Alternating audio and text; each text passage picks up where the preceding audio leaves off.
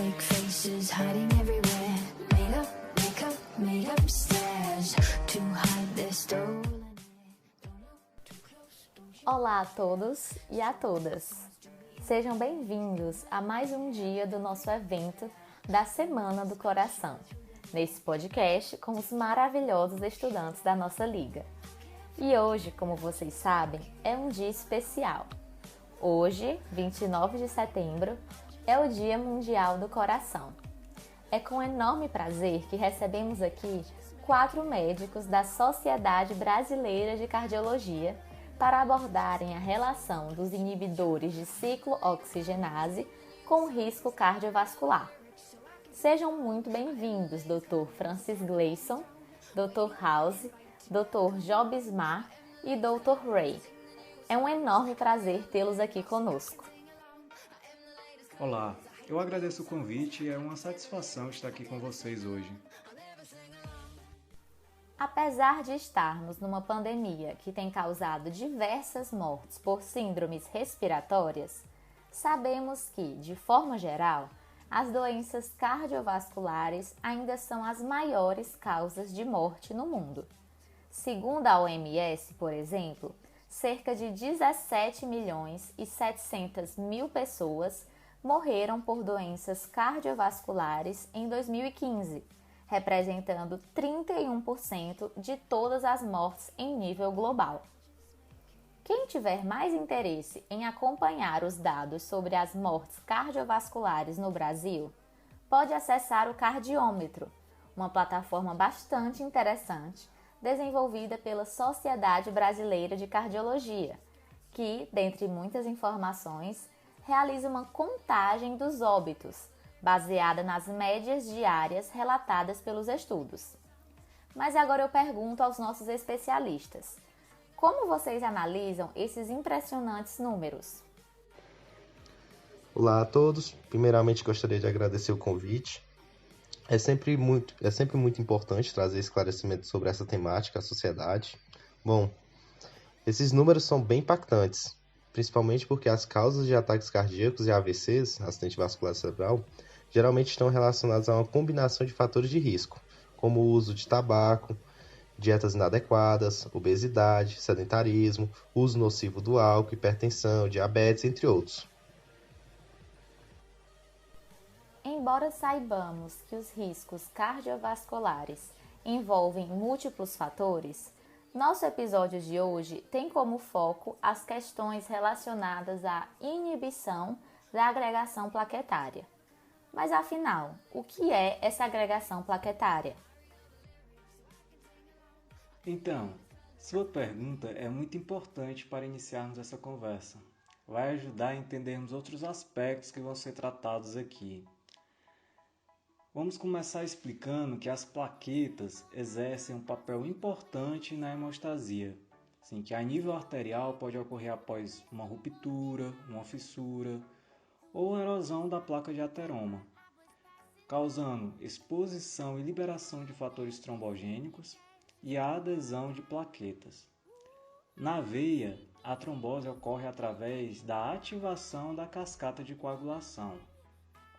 Então, é importante ressaltar aqui que os fármacos antiagregantes e anticoagulantes, eles são fundamentais para o tratamento de muitas doenças a que estão associados o incremento do risco trombótico, como a doença coronária, cerebrovascular, arterial periférica aguda e crônica, e também na prevenção e tratamento da trombose venosa. Bom, eles são ainda fundamentais após tratamentos de revascularização, sejam eles coronários ou periféricos percutâneos, ou cirúrgicos para aumentar a permeabilidade dos procedimentos. Sim, mas seu uso também pode trazer diversos riscos ao paciente, por isso é importante ficar atento. Obrigada, Dr. House. Agora, abriremos espaço para que os estudantes da nossa liga façam as suas perguntas. You make me wanna cry. And now I beg to see you dance just one more time. So they say Oi, gente, muito bom dia. Eu fico muito feliz por prestigiar esse evento hoje. E eu gostaria de fazer uma pergunta que eu vou direcionar ao Dr. Jobismar. Dr. Jobismar, quais as substâncias liberadas durante a coagulação sanguínea e como elas afetam o sistema cardiovascular? O senhor poderia explicar melhor? Primeiramente, bom dia. Bem, antes da parte da agregação plaquetária que o Dr. House citou, há uma ativação das plaquetas. Elas vão mudar de forma e liberar os conteúdos dos seus grânulos no plasma. Entre esses, existem os produtos de oxidação do ácido araquidônico pela via da ciclooxigenase, que no caso é o PGH2 e seu produto, o TXA2. Também vai ser liberado o ADP e o PAF, que é o fator de ativação plaquetária.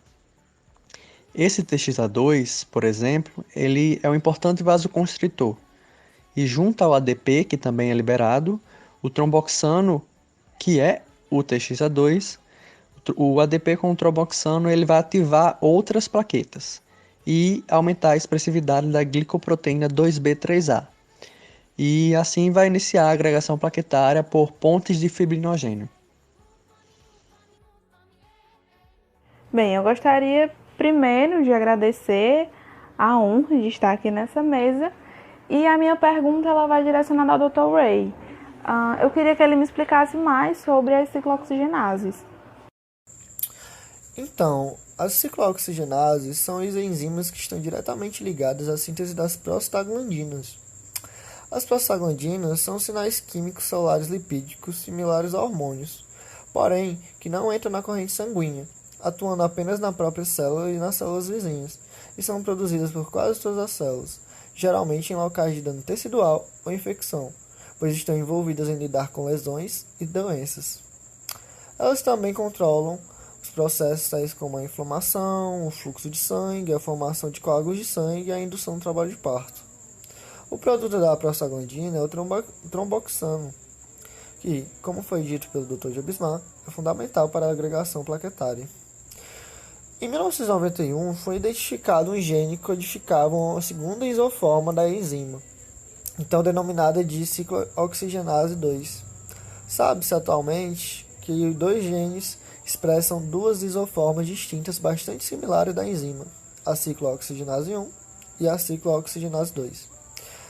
A COX-1 está associada à produção de prostaglandinas, enquanto a COX-2 está presente nos locais de inflamação, sendo, por isso, denominada de enzima indutiva.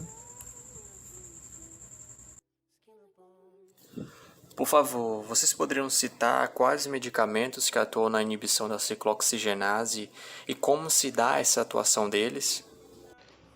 Bem, os medicamentos são os anti-inflamatórios não esteroidais, na qual eles encontram entre os medicamentos mais prescritos em todo o mundo. Essa classe heterogênea de fármacos atua inibindo a ciclooxigenase. Esses anti-inflamatórios não esteroidais, como a aspirina, reduzem a produção plaquetária de TXA2 devido ao bloqueio da ciclooxigenase 1 e prevenindo a trombose arterial. Pegando a aspirina como exemplo de atuação, ela acetila e inibe irreversivelmente a isoenzima da ciclooxigenase 1, o que leva à inibição plaquetária completa pelo tempo de vida das plaquetas. Outros anti-inflamatórios não esteroidais não seletivos, como o naproxeno e buprofeno, causam inibição variável da ciclooxigenase 1 e da ciclooxigenase 2 e provocam inibição plaquetária reversível. Outro ponto é que esses anti-inflamatórios são bastante utilizados no tratamento da dor e da inflamação crônica, principalmente em patologias de origem musculoesqueléticos, como a artrite reumatoide e osteoartrose. Os coxibs têm como objetivo a inibição seletiva de uma das isoformas da enzima da ciclooxigenase, que regula a produção das principais prostanoides envolvidos no processo inflamatório, como na dor e na febre, mas podem acarretar vários outros adversos. Então, eu gostaria de fazer uma nova pergunta ao Dr. Jobismar. E minha dúvida agora é relacionada a esses efeitos colaterais. Então, como se dão os riscos cardiovasculares associados aos fármacos de inibição da COX-2? Perfeito. Bem, os fármacos com ação seletiva sobre a COX-2, eles apresentam maior risco de efeito adverso cardiocirculatório, como hipertensão arterial, arritmia cardíaca e trombose cerebral. Os efeitos cardiovasculares e renais dos inibidores de COX-2, eles contribuem para um desenvolvimento do risco cardiovascular, sendo este dependente do tempo de exposição e da dose administrada, é claro, entre outros fatores. A PGI-2, ele é o prostanoide que em maior quantidade é produzido no endotélio, inibe a agregação plaquetária e é um potente vasodilatador. E também previne a proliferação de células do músculo liso vascular. Este prostanoide, ele é um produto derivado principalmente da COX-2 e a sua biossíntese é aumentada em situações onde as plaquetas se encontram ativadas, como a aterosclerose e também na angina instável. E isso em resposta ao aumento das interações entre as plaquetas e os vasos sanguíneos. Por outro lado, o TXA2, que eu falei anteriormente, ele é o maior produto do COX-1, proveniente das plaquetas, sendo responsável pela agregação plaquetária.